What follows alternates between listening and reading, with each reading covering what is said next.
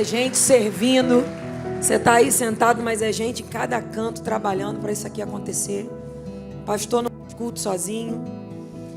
A gente tem uma equipe muito boa e muito top. Glória a Deus que tem levantado cada vez mais gente.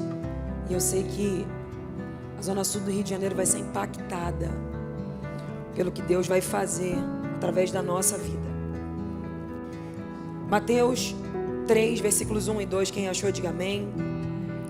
Naqueles dias veio pregando João, o Batista, no deserto da Judeia, e dizendo: arrependei-vos, diga comigo, arrependei-vos, porque é chegado o reino dos céus.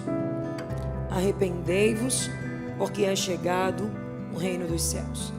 Fala conosco nessa manhã, Espírito Santo. Nós desejamos ouvir a tua voz. Todo espírito que se opõe à verdade do teu evangelho, nós o repreendemos nessa manhã. Senhor, dá-nos a consciência do reino, das coisas eternas, daquilo que não é passageiro, daquilo que a traça não corrói, que o tempo não pode destruir, daquilo que só o Senhor pode produzir em nós. Senhor, nós somos a tua igreja. Nós não somos um povo que se reúne por falta de opção de lazer aos domingos, ou às terças-feiras, ou nos outros dias. Não, nós teríamos tantas coisas para fazer hoje, mas nós escolhemos a tua casa. Nós queremos te tributar a primícia da nossa semana, o nosso domingo.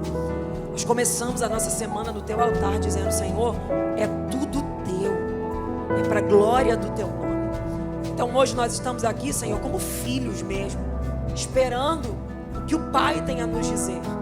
Qual é a maneira, Pai, que agrada ao teu coração? Qual é a maneira, Senhor, que te faz se alegrar conosco? Qual é a maneira que faz o Senhor olhar dos céus quando levantamos da cama e perceber: eis ali um servo fiel? É assim que nós queremos ser conhecidos, Senhor. Chega de sermos frequentadores de culto, chega de sermos praticantes de rituais, chega. Nós queremos ser verdadeiros cristãos. Nós queremos ter o mesmo sentimento que teve Jesus. E eu te peço nessa manhã, converte o nosso coração à tua verdade, Senhor, a começar em mim, começando por mim, passa pela tua igreja, produz em nós hoje frutos dignos de arrependimento, Senhor. Convence-nos da nossa imundície e mostra para nós que há um caminho que se deve ser trilhado. Fala conosco nessa manhã. Usa o vaso, Senhor. É de barro, é pequeno, mas é teu. Esse vaso tem dono. Fala com o povo, porque o povo também é teu. E fique à vontade no ambiente. A Lagoinha Zona Sul te pertence, Senhor. Quem manda aqui é o teu Espírito. Quem determina o que vai acontecer aqui é o Senhor. Que haja um quebrantamento de espírito, que hajam corações quebrantados nessa manhã. Palavra poderosa, oh palavra poderosa.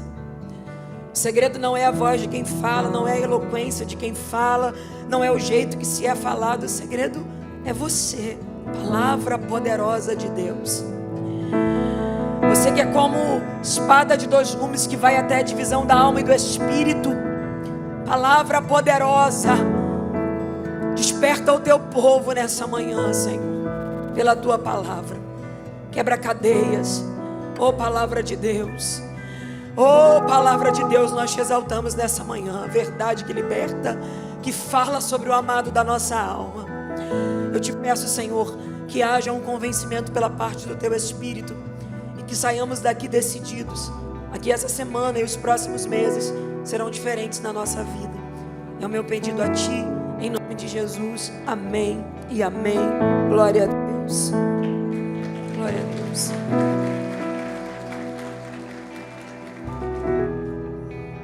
Nós lemos capítulo 3 do Evangelho de Mateus, que vai nos falando sobre um pregador itinerante, que vai pregando em vários lugares, e também um profeta, João Batista. Ele era meio estranho, ele era diferente, ele se alimentava ao silvestre e gafanhoto, se vestia de pele de animal. Ele era um pouco diferente do resto do povo. Ele tinha um figurino diferente, um jeito diferente de lidar com as coisas. Mas ele foi o homem sobre quem Isaías, no capítulo 40, profetizou dizendo: voz do que clama no deserto, endireitai as veredas e preparai o caminho para o Salvador. Ele era a voz que clamava no deserto. Quem era João Batista? João Batista era um pregador e um profeta, filho de Zacarias e Isabel. A mãe dele, Isabel, era estéril, não podia gerar e já era avançado em idade. Seu pai, Zacarias, era sacerdote. E um dia, caiu na sorte, saiu de que quem ia prestar o sacrifício e as ofertas diante do altar de Deus era o sacerdote Zacarias. O tempo já tinha passado, ele já era avançado em idade, sua mulher era estéril. Quando ele entra no templo, um anjo do Senhor aparece a ele e diz: tua mulher conceberá e dará à luz a um filho. Mas aquilo era impossível. João, pela lógica humana, não poderia ter nascido. Era impossível aquilo. Tanto é que quando o anjo fala com ele, Gabriel, o mensageiro, ele se apresenta e diz: eu sou Gabriel, o mensageiro do Senhor. Zacarias fica mudo, a voz dele some. Ele volta para lá e não consegue mais falar. E o texto diz que depois de um tempo, Isabel concebeu e começou a gerar. E o interessante é que 6 meses depois de estar gerando, a Bíblia diz que um anjo visita a Maria, o mesmo anjo, o anjo Gabriel, e diz: salve agraciada, teu ventre foi o ventre escolhido, e de ti nascerá o Salvador. Maria era prima de Isabel. Era impossível, porque Maria era uma virgem, você conhece bem essa história. Só que o Espírito diz: o que está sendo gerado em você não é de homens, é do Espírito. O que está sendo concebido em você veio dos céus. Só que era impossível de entender isso. O que Maria faz? Sai de casa e vai visitar quem? Sua prima Isabel. Por que ela vai visitar a prima Isabel? Porque ela acaba de receber uma promessa que é impossível. E Isabel era alguém que estava também gerando algo que era impossível. Então perceba isso. Dependendo do nível que Deus te convidar a viver, você vai ter que começar a visitar pessoas que também estão vivendo este nível. Ir na casa de Isabel é acender o fogo no coração e dizer: se Deus fez na vida dela, também está fazendo na minha. Tanto é que quando Maria chega na porta, o menino que está no ventre de Isabel pula, e Isabel é tomada pelo Espírito. Isabel sai de lá de dentro profetizando, dizendo: que privilégio tenho eu receber na minha casa a mãe do Salvador. Mas ninguém tinha falado com Isabel ainda. Só que o mesmo Espírito que visitou Maria também visitou a casa de Isabel e fez Isabel entender que quando você se conecta com pessoas que são ligadas no Espírito, você não precisa dizer muita coisa, só de olhar nos seus olhos elas já entendem. Começou algo diferente na vida dele. Pega na mão dessa pessoa que está do seu lado, olhe nos olhos dela e diga: para os próximos dias, Deus vai te conectar com pessoas que estão vivendo o mesmo nível de entrega, de renúncia, de vida, de promessas que Deus fez a você. Fala para ele: todo roubador de fé, todo roubador de esperança, todo roubador de sonhos vai ser arrancado do teu caminho. Deus vai levantar uma Isabel, Deus vai levantar uma Maria e vai conectar eles a você. Gente que vai alimentar dentro do teu coração a fé no chamado de Deus.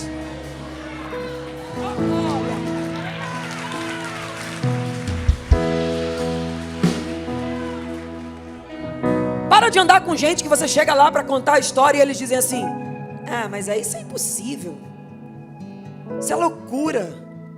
Eles nunca vão entender a grandiosidade do que Deus começou a fazer na tua vida. E você vai ter que começar a se juntar com pessoas que compreendam essa dimensão. Maria vai até Isabel e Maria já está gerando o Salvador. No ventre João salta e o Espírito desce sobre Isabel. O menino ainda estava no ventre, mas acontece um movimento no coração, na alma desse garoto. Ele é o garoto que foi profetizado que ele prepararia o caminho do Salvador. Só que a Bíblia diz que João cresce. Lucas conta a história dele e diz assim: e João crescia e se robustecia e foi forjado nos desertos. Repita comigo: forjado nos desertos. Quem gosta de morar em deserto? Deserto pra gente é um lugar de passagem que a gente nem quer ir. Mas a Bíblia diz que João crescia e se fortalecia no deserto.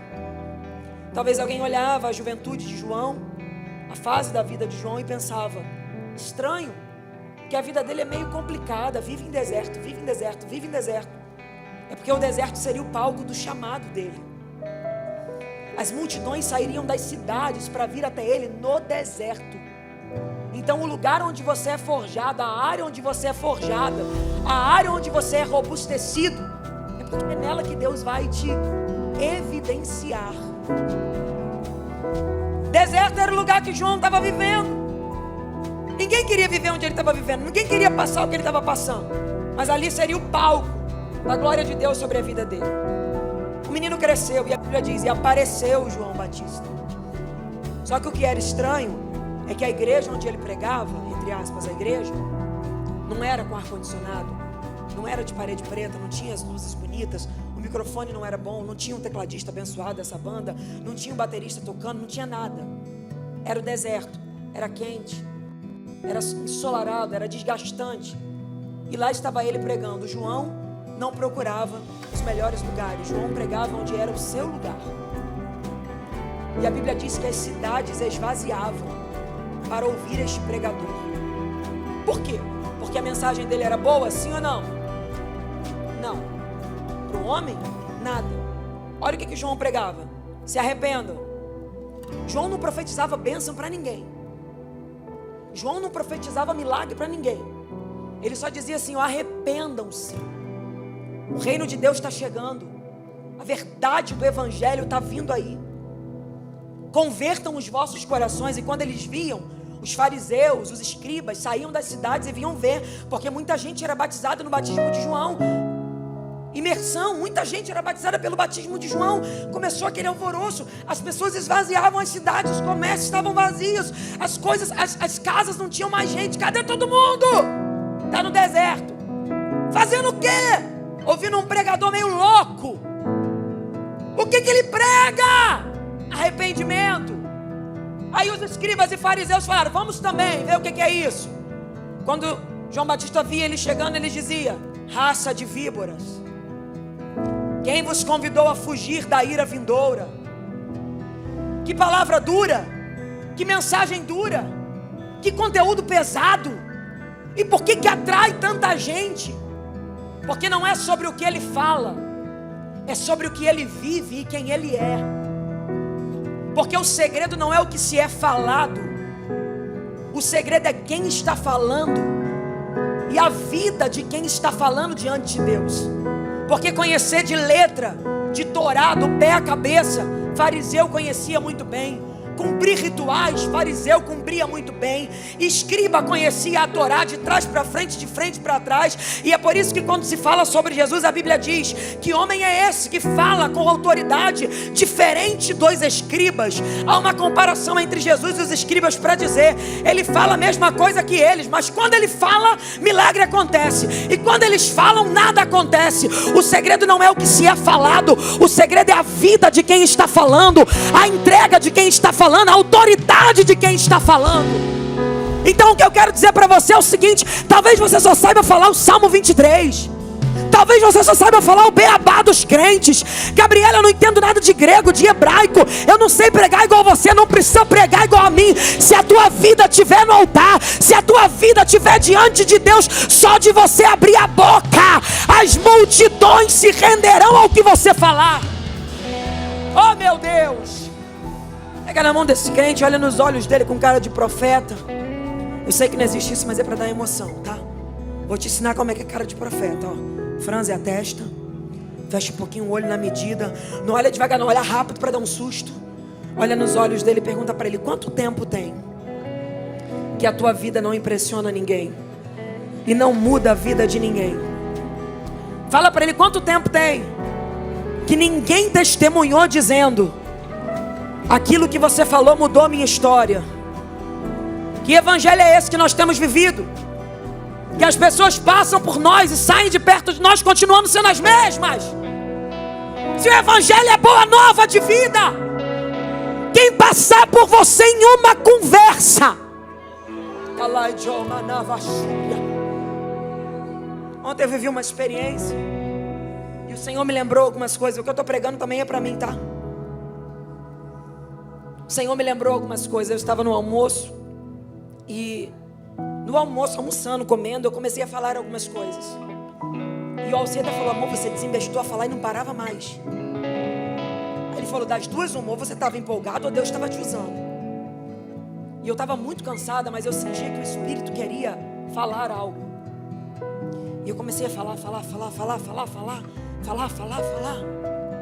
E no final de tudo, eu ouvi alguém dizendo assim: você desatou uma cadeia que me prendia há milhares de anos. Desde que eu sou criança, essa cadeia aprisiona a minha alma. E uma palavra que você falou, eu estou sentindo que a cadeia se abriu. Pega de novo na mão desse crente, olha para ele e fala para ele: você não está entendendo que o que você carrega não é comum. Fala: o mundo não pode receber esse espírito. Fala: porque ele não está pronto, mas o Espírito está em você. Fala: eles não têm, mas você tem. Eles não conhecem, mas você conhece. Onde você passar, alguém tem que ser transformado por aquilo que reside no teu interior. Oh!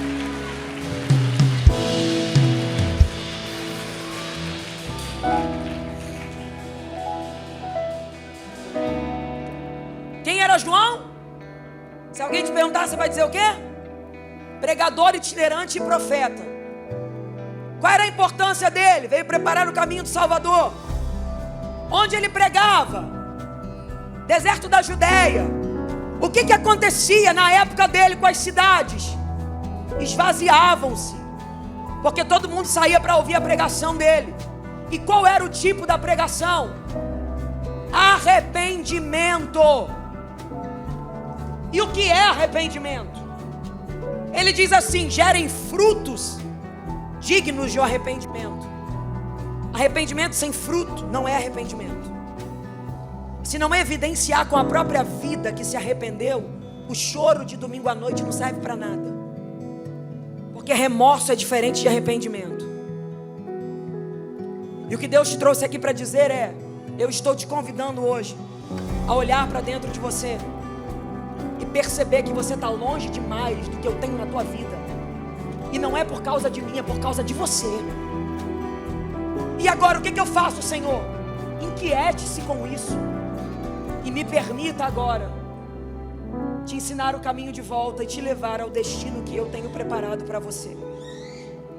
O arrependimento produz em nós ódio pelo pecado, não somente pelas consequências do pecado, mas pelo próprio pecado. Por que você não adultera? Por medo de perder sua família? Não, porque esse pecado vai me produzir uma separação do meu Deus. Por que você não erra contra o seu irmão? Por medo de perder a amizade dele? Não, porque eu não quero ferir o coração de Deus.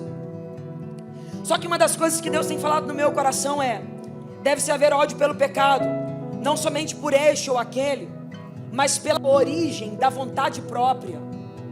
Qual é a raiz do pecado? Quando no Éden o homem recebeu uma ordem, a mulher recebeu uma ordem, e a antiga serpente convidou o homem e a mulher e depois o homem, influenciado pela mulher, a viver e a se portar de acordo com aquilo que era a sua própria vontade. Essa sou eu, esse sou eu, esse é o meu jeito, é assim que eu faço, é assim que eu quero. Ninguém manda na minha vida, eu ando do jeito que eu quero, eu falo o que eu quero a hora que eu quero. Eu fui muito massacrado por muito tempo, então eu aprendi a viver assim. Deus te trouxe aqui, te sentou nessa cadeira para te falar.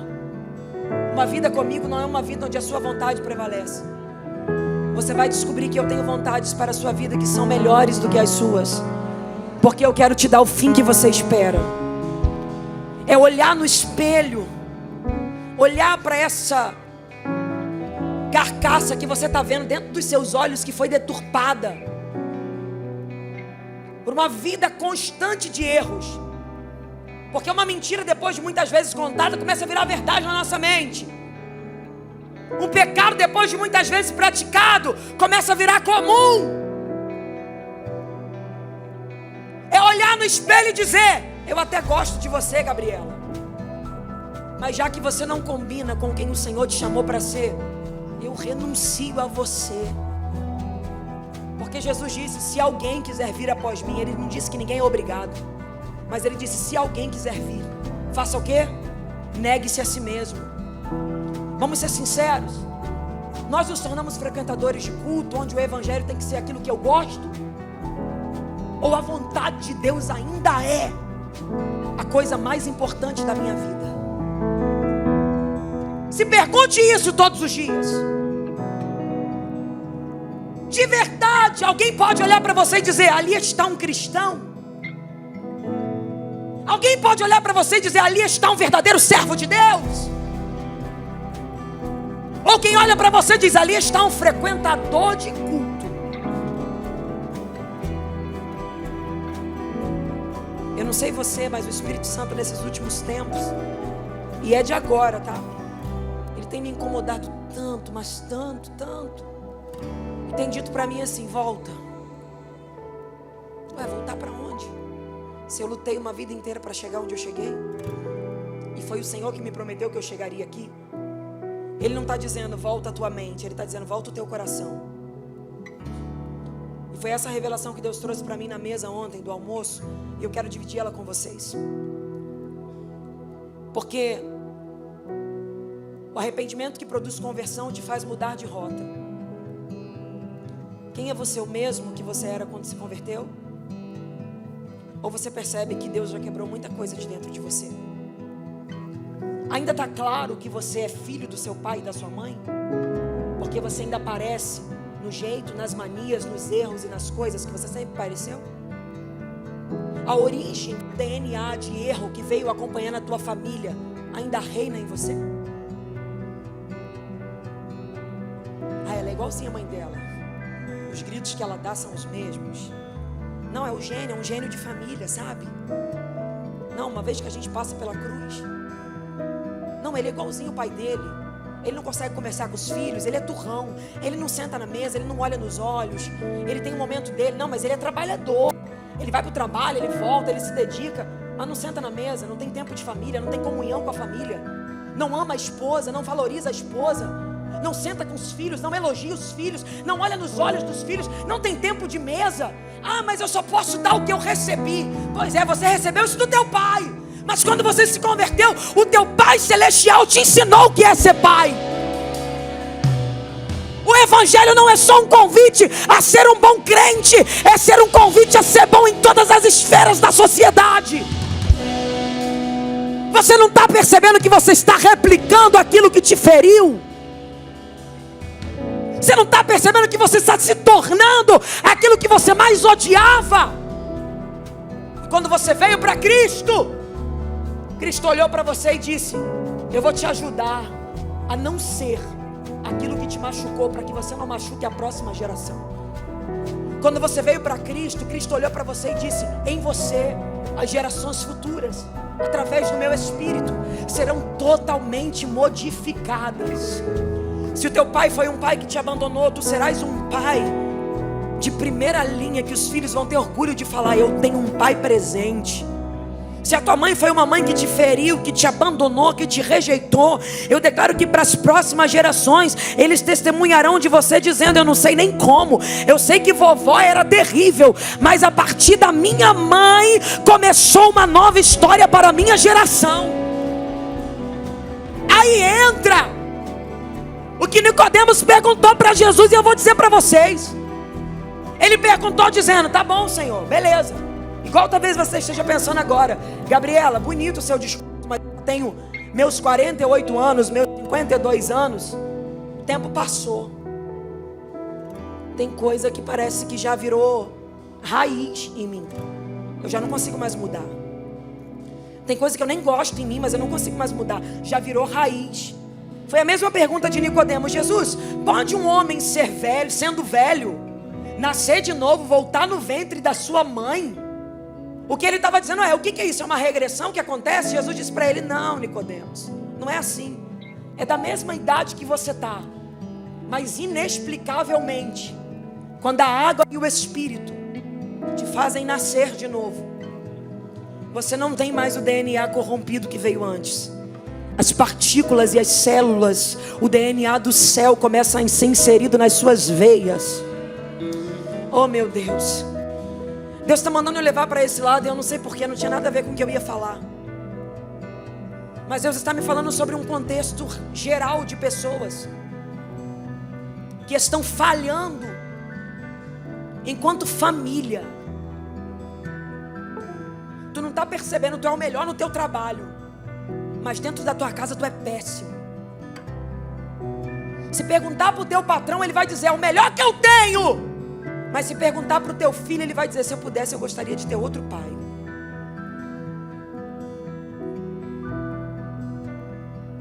Deus te trouxe aqui para dizer: é por isso que eu digo que eu sou teu pai, porque de fato eu te adotei como filho. E quando te adotei, não só te trouxe para a família, eu te enxertei na videira. Jesus podia dizer: não, eu deixo os escolhidos aqui na videira, e os que vieram depois, eu coloco num potinho, mas também vão estar juntos. Não, ele enxertou no mesmo lugar, para que a mesma seiva que corre no tronco, aleluia, a mesma seiva que sai da raiz e corre no tronco, também passe por você. Olha nos olhos desse crente, diga para ele: você não está entendendo, mas o evangelho também é uma mudança completa do teu eu. Fala para ele: chega de ser essa pessoa ranzinza, intransigente. Mas eu tenho meus motivos, eu fui ferido. Não, antes de conhecer Jesus, porque depois de Jesus a cura vem, a restauração vem, a transformação chega.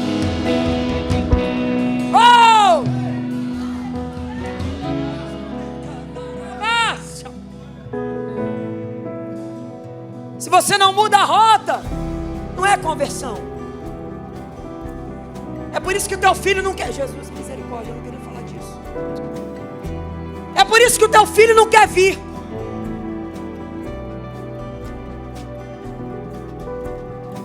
Porque quando ele olha para você, ele não percebe mudança nenhuma. Ele só percebe uma mudança de logística. A trajeto que você fazia para o bar, agora tu faz para a igreja. Só mudou a logística, mas o interior não mudou nada. E aí você fica orando orações vãs que se repetem. Mas Deus está dizendo: a oração, essa oração que você repete, e você reclama porque eu não atendi ainda, eu estou dizendo para você: enquanto eu não faço por você, é porque eu estou querendo fazer em você.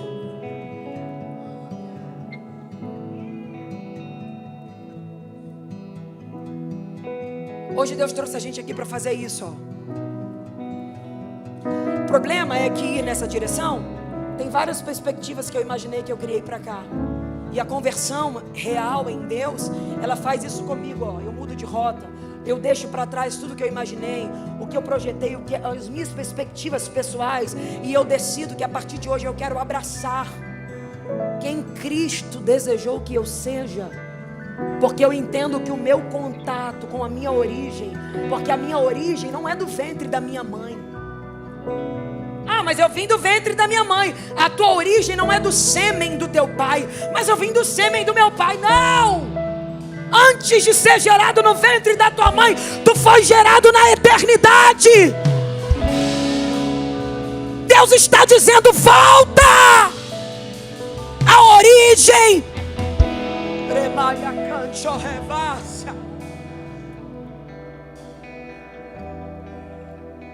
O arrependimento produz uma profunda tristeza por ter ofendido a Deus.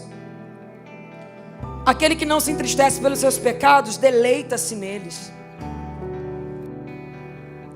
Entenda uma coisa, a vida com graça também é uma jornada que tem início, meio e fim.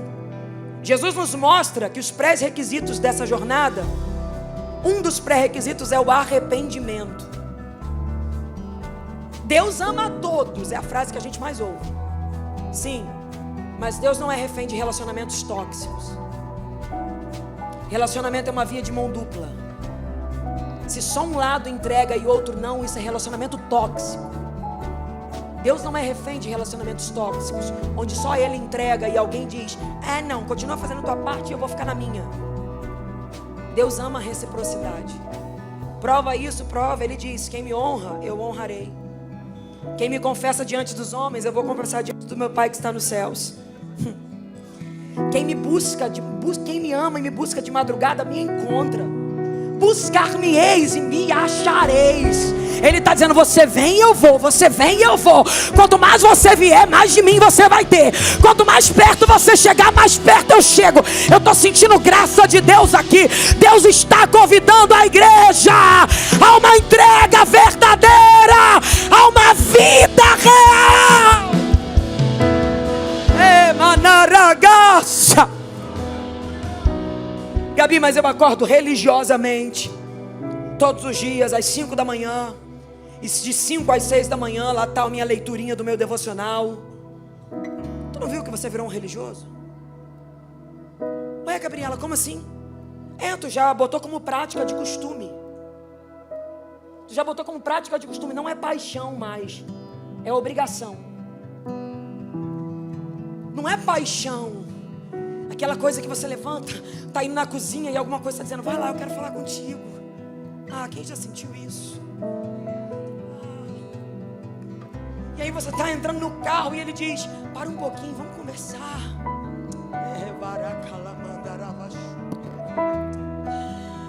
Aí você está deitado para dormir e ele está dizendo: vamos bater um papo nós dois, eu quero te contar um segredo. Para ganhar uma terra perdida, seca e árida, só uma igreja apaixonada.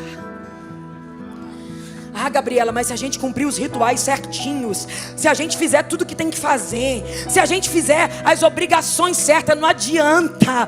O inferno não se rende aos cumpridores de obrigações. O inferno se rende a uma igreja apaixonada. Na mão que eu vou liberar uma palavra sobre a tua vida agora. Como profetisa desta casa, eu libero sobre a tua vida que as próximas semanas serão semanas onde o fogo do Espírito vai começar a arder outra vez no teu coração.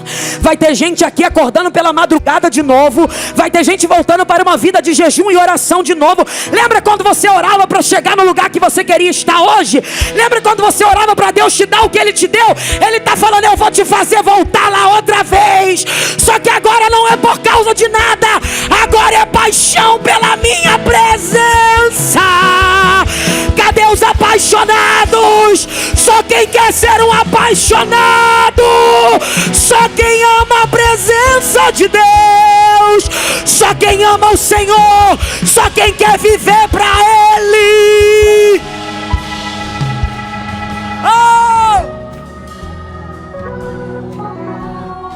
Paixão.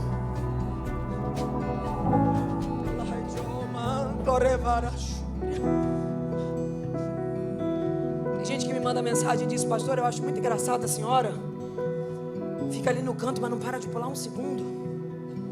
Eu acho engraçado que a senhora quase vem no meio do palco. Já recebeu uma mensagem esses dias. É muito engraçado, a senhora quase vem no meio do púlpito assim, gesticulando e se mexendo. Acredita no que eu vou te dizer, tem horas que eu nem percebo. Eu estou tão envolvida com aquilo que eu vim fazer aqui, que eu não estou nem aí se você vai achar legal ou ruim. Tem gente que não gosta. Tem gente que acha que eu grito muito. Tem gente que acha que eu falo alto demais. Mas eu não estou nem aí. Eu não quero voltar para casa do jeito que eu vim. Eu não quero que esse seja mais um culto na minha agenda. Eu quero que quando ele descer na casa, eu seja a primeira que ele procure e diga: que bom que eu te achei. Achei uma apaixonada pela minha presença. Se tem mais alguém comigo aqui assim, se expresse nessa manhã. Chega de sermos frequentadores de culto.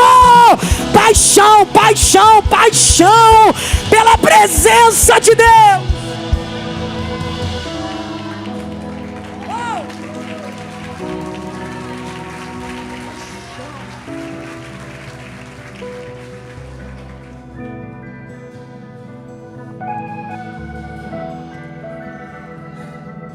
O Novo Testamento, e eu já estou encerrando agora, vou passar bem rápido. Ficou horrível, tá? Vou fingir de novo. Eu vou encerrar agora. Vocês são muito falsos, cara. Ai, meu Deus. O Novo Testamento dá 3 palavras gregas que apresentam arrependimento em diferentes fases. Primeiro, esse Mateus 3:2 que nós lemos, produzam frutos dignos de arrependimento, é o metanoeu. Metanoeu significa mudança de mentalidade. Eu troco a minha mente. Qual é o segredo da vida com a mente? A mente nasce sem nenhum tipo de informação, tá? É como se fosse uma tábua, uma folha em branco. Você não tem informações, então ela não é expandida. Aí você vai começando a ter experiências. Coisas simples que aumentam sua mentalidade. Sair de um lugar e conhecer uma outra cultura. Viajar para outros lugares e conhecer culturas novas. Passar por problemas e superá-los amplia sua mentalidade. Vencer dores amplia sua mentalidade. Superar uma situação amplia sua mentalidade. Apaixonar-se, entregar-se à paixão, mesmo que isso cause sofrimento, aumenta a sua mentalidade. Você vai produzindo coisas que vão te esticando na mente. O arrependimento é isso, é um convite a que a sua mente seja sempre transformada. Por isso que Paulo disse: não vos conformeis com esse século, mas transformai-o. Não, transformai-vos pela renovação, pelo ampliamento, pelo crescimento da tua mente. Mentes pequenas são reflexos de pessoas pequenas. E quando eu digo pequena, é de gente que não consegue compreender o todo. Deus está te convidando a ampliar a sua mentalidade. Ah, mas eu vim, você não tem noção, Gabriela, eu vim da roça, eu cresci sozinho, eu cheguei aqui e eu me estabeleci aqui. Beleza, se estabeleceu, lutou, chegou, ampliou a mente. Mas agora o convite de Deus é: vamos ampliar mais um pouco a sua mente. A nossa mente tem que estar constantemente sendo esticada, para que ela vá alcançando formas, jeitos. Porque quanto menor for a sua mentalidade, mais você critica as pessoas. Quanto menor for a sua mentalidade, mais você se embaraça com coisa pequena. Quanto menor for a sua mentalidade, mais você se prende a negocinhos que te fazem perder tempo desnecessário. Quando a tua mente começa a crescer, você vai entendendo todo e você diz: eu não vou perder tempo com isso. Eu não vou me embaraçar com isso. Ah, aí você começa a ver que uma coisa que te fazia chorar 2 meses atrás, hoje não faz mais. Tua mente aumentou. Você entende que aquilo não vale mais a tua energia, não vale mais a tua força. Você começa a entender que Deus é o princípio de tudo na tua vida, e você precisa estar conectado com Ele. E Ele mesmo vai expandir na tua mente, para que a tua mente compreenda cada vez mais as grandezas do reino de Deus. O arrependimento produz isso. Diferente do que muita gente pensa, que os crentes são bitolados, são burros.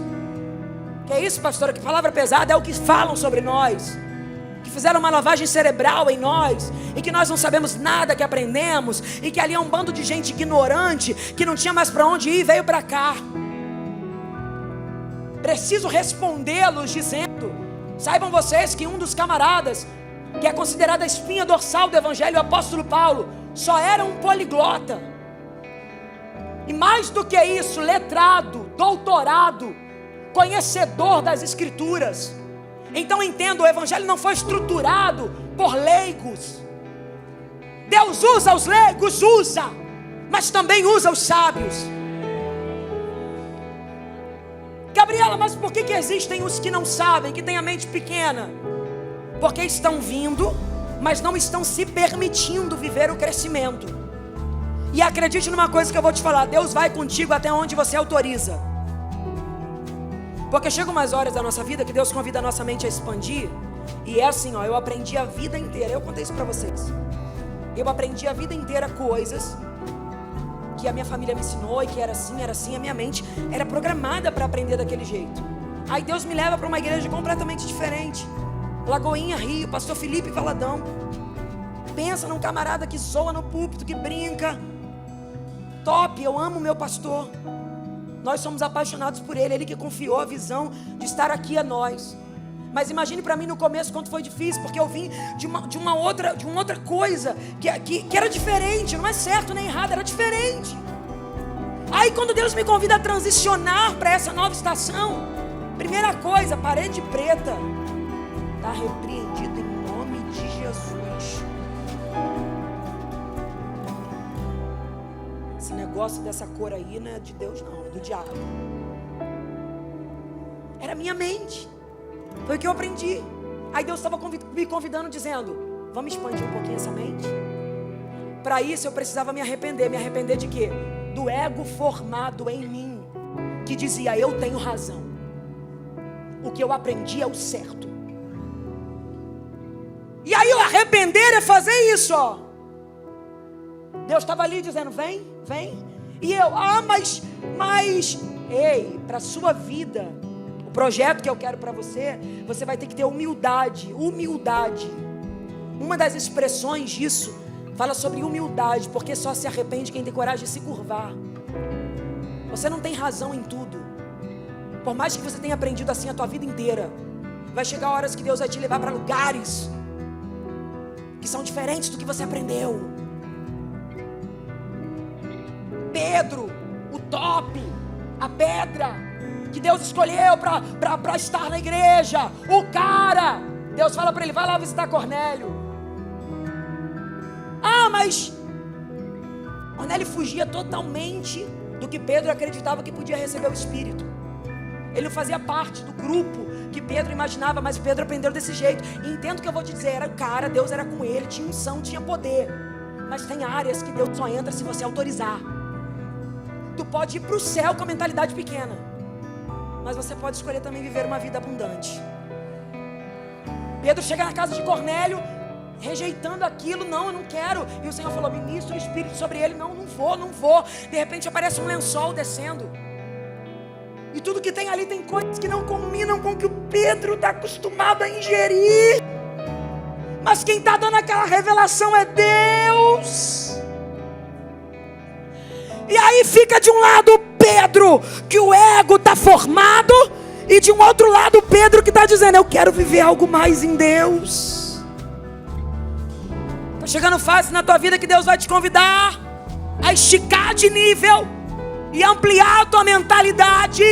Esse é o metanoeu. É a condição onde você se arrepende de ter travado o que Deus queria fazer e se permite humildemente entrar na nova forma que Deus tem para você. Outra expressão no original para arrependimento é o metamolomai, mudança de coração.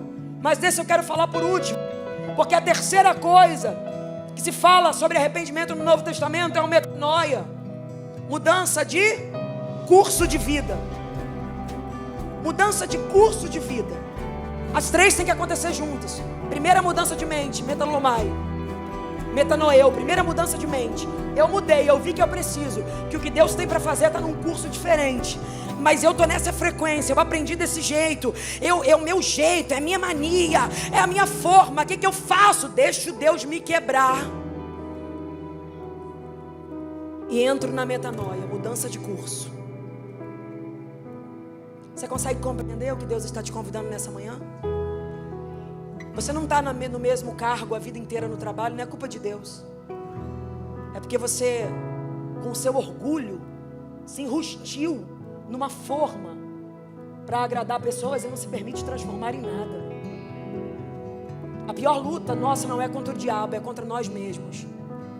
Eu conheço gente cheia do Espírito, cheia de unção, de poder, de autoridade, de graça, mas que não permitiu Deus ampliar a sua mente.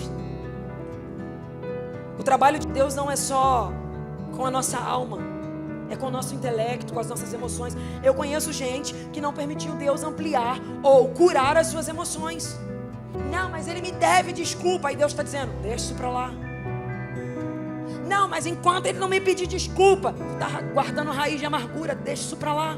É como se Deus estivesse te convidando a subir de fase, e essa bagagem não dá para você subir. Ele está dizendo, solta ela. Mas é crente, é usado por Deus, é do manto, é do mistério, vem em todos os cultos, é voluntário, é profeta. Mas se não se abrir por completo, continua vivendo as mesmas fases, apesar de estar no lugar onde Deus quer te promover. E a terceira coisa, foi o que eu disse para vocês, é metamolomai, mudança de coração. Mateus 21, 2 e 29, Hebreus 7, 21. Quando o termo usa arrependimento, a Bíblia está dizendo sobre mudança de coração. E eu vou ensinar uma coisa para vocês, que Deus me ensinou ontem na mesa do almoço, e eu vou passar para vocês com muito amor, porque antes de falar para vocês, Deus falou para mim. E agora a minha busca, quando vocês me perguntam, pastora, o que a senhora está buscando? Saibam que é isso. Mudança de coração. O que acontece com a mente? A mente vai para frente. A mente cada vez mais expande. A mente vai ficando grande. É como se Deus estivesse te convidando a ter mente de gente que já viveu milhares de coisas e de experiências. Porque se você consegue aprender mais rápido, tu chega mais rápido. Então a mente para frente. Mas e o coração? O coração é para trás. Tá maluca, pastora? Como assim? A Bíblia diz que aquele que tiver o coração como de uma...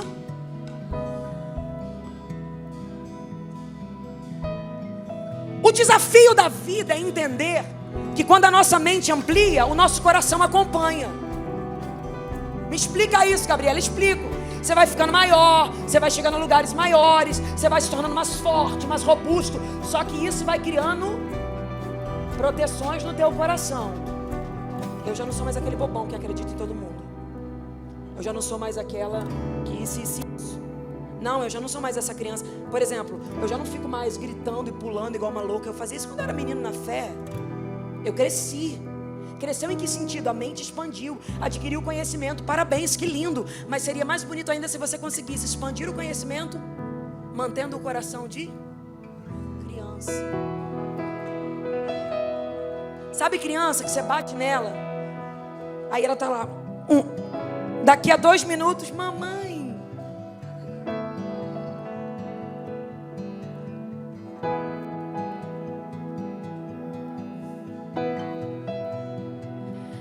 Deus disse para mim, volta a ter o coração que você tinha quando eu te chamei.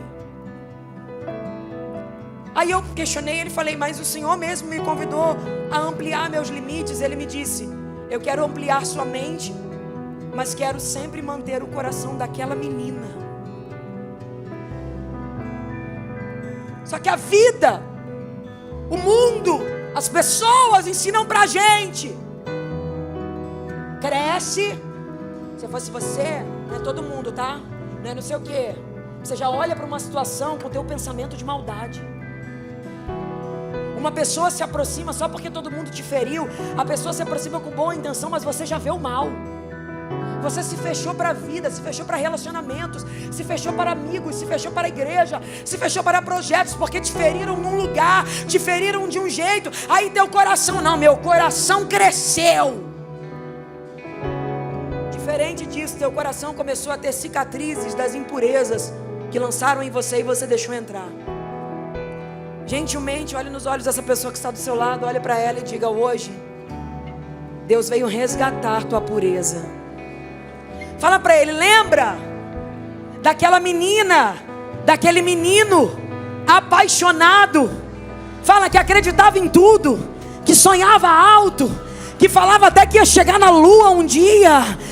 Esse é o coração de criança, que não precisa de coisas palpáveis para acreditar. A criança, você dá um beijinho e fala, passou. Ela acredita que passou. E é tanta loucura isso, olha isso, que quando Deus encontra na igreja um crente com coração de criança, Ele sabe que pode fazer qualquer promessa, que pode parecer loucura, mas essa pessoa vai acreditar, porque a pureza te faz olhar a integridade de quem Deus é.